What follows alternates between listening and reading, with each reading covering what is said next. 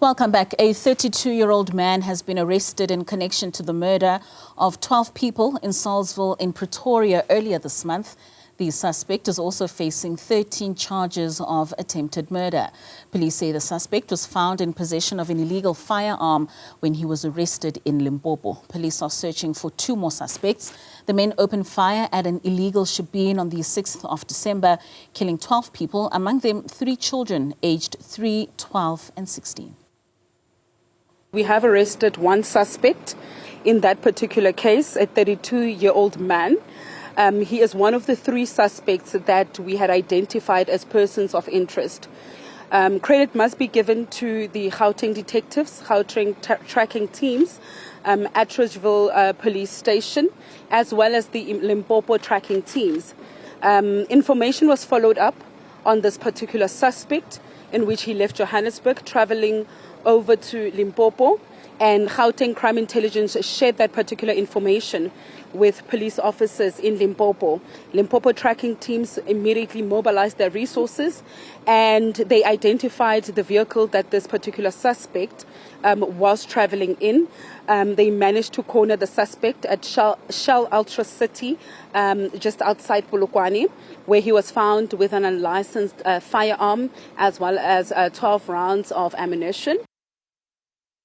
I can confirm before the Polokwane Magistrate Court that this particular suspect in the Salisbury murder case, in the mass shooting, he is appearing before the Polokwane Magistrate Court on a charge of being in possession of unlawful firearms and as well as ammunition. Gauteng detectives are at Polokwane Magistrate Court, and after court proceedings he will then be taken to Pretoria, where he's expected to be formally charged with the 12 murders and 13 attempted murders that happened, I think, on the 6th, Saturday the 6th of December in Pretoria. We are still searching for 2 other suspects. You will recall that the National Commissioner and the Provincial Commissioner had indicated that we have 3 persons of interest in the Salisbury matter. Police have taken in 2 people for questioning in relation to the murder of Warwick Stock, popularly known as DJ Waras. For now, no arrests have been made. He was gunned down last week in the Joburg CBD in what police believe was a targeted hit. We can confirm that Gauteng Police, led by Lieutenant General Mtombeni, they have taken in 2 people in for questioning.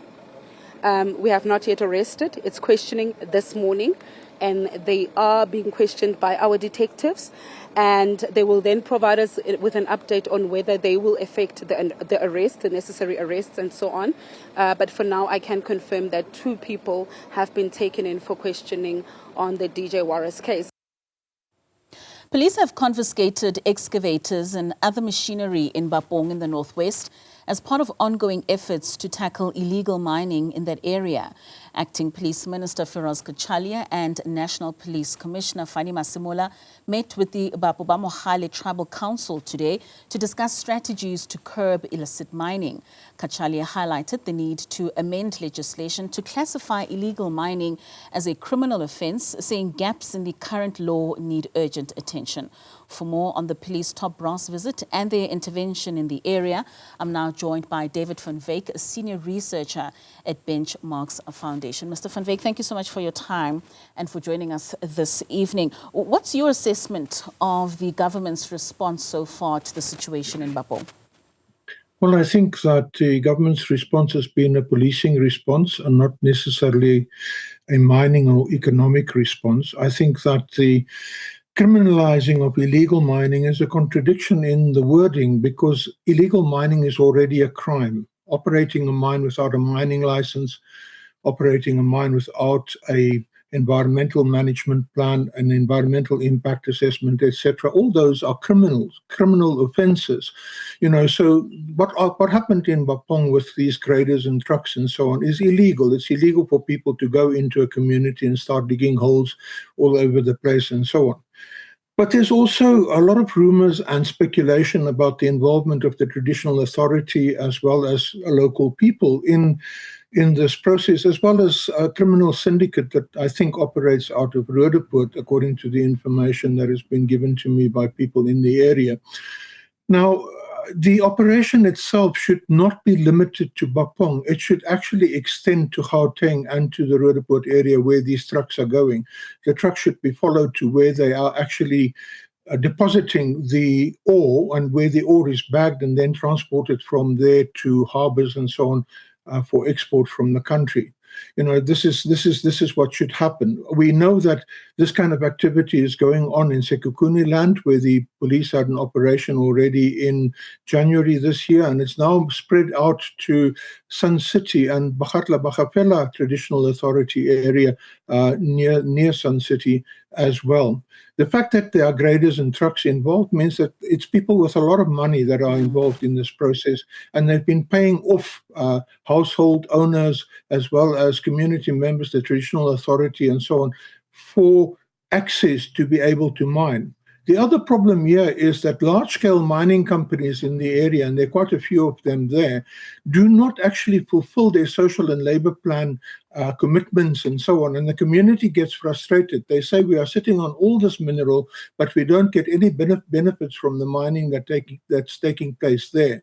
The community also communicated with me 3 weeks already, complaining that this is happening, and they wanted to know what is going to be done about it.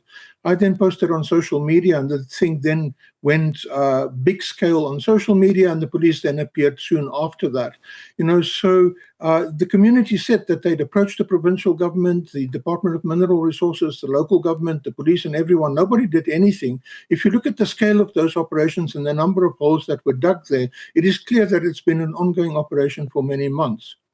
And I mean, you speak, David, of the minister, and you were saying it's a contradiction in saying that we need to criminalize illegal mining.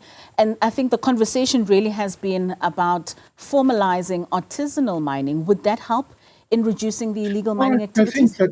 I think that we need to distinguish between what's going on in Bapong and artisanal mining. Artisanal mining is a kind of bucket and spade thing that you see on old mine dumps and on old abandoned mines and so on. This is brand new greenfields mining operations with large-scale equipment, very expensive equipment that artisanal miners can't really afford that kind of equipment to mine. But it also speaks to the fact that there's massive unemployment in the area, there's massive poverty and inequality, and this is why people are responding to these criminals who come into their community and dig these holes and so on and create the chaos that they are creating.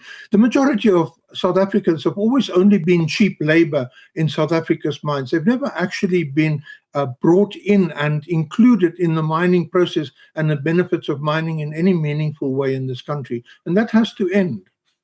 So why does it seem so difficult, David? Because, I mean, when you say it, it sounds really simple in saying that follow these trucks that are leaving these communities, because a lot of the community members who we spoke to over the weekend, like you're saying, who are participating in artisanal mining, who are coming out with buckets, don't want to say who they are selling to. So why is it that police are unable to get to the bottom as to who really are the people at the helm of this mining?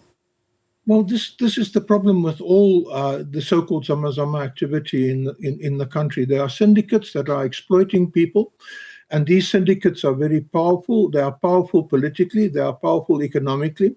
One of the syndicate bosses from Lesotho, for example, influenced elections in the Machebeng Welkom area in the last local government elections, and have also influenced elections in Lesotho, financing political parties and so on as well. Some of them are South Africans. I would eat my hat if Louis Liebenberg is not one of them, who resided in Welkom by the time he was arrested for a Ponzi scheme, but not for being a syndicate boss.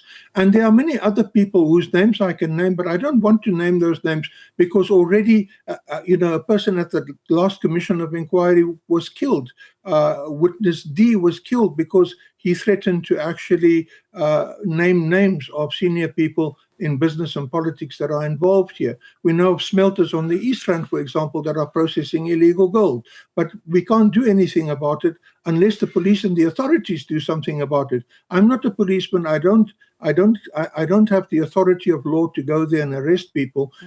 That is a job of the police. Now, why are there no roadblocks that stop the trucks to ask them for their licenses to carry the ore, that ask them for where did they get the ore from? Where are they taking the ore to? Who is receiving the ore? They're arresting a lot of truck drivers and grader operators now. Those are not the bosses. They certainly aren't. And I mean, when we speak about desired outcomes, particularly not only for this engagement that the minister had with the community, but maybe on a long-term scale, do you think the problem starts with what you mentioned earlier, that large-scale mining companies do not hold to their own social compact within those communities? Well, they don't. We did a study last year in that same area in Bapong. We did a study of the Sumbody mines around Marikana and Wonderkoop. And the people there are extremely unhappy. We published a report in August last year, and we went to have a meeting with the community in December last year. And we forwarded copies of the report to various departments as well, so that they could see how unhappy people are.